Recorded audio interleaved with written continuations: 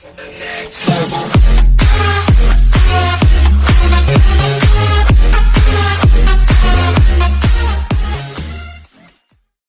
restates support for busing amid Biden-Harris duel.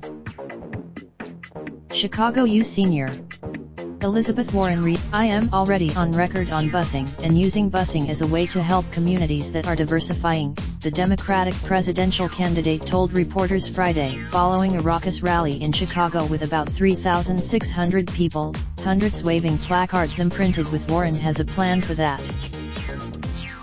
Warren was referencing the Strength in Diversity Act, of which she is a co-sponsor along with presidential rival Senior Bernie Sanders. The renewed conversation about busing and integrating public schools came the day after Harris and Biden clashed at Thursday night's presidential debate over his past stances on the issue.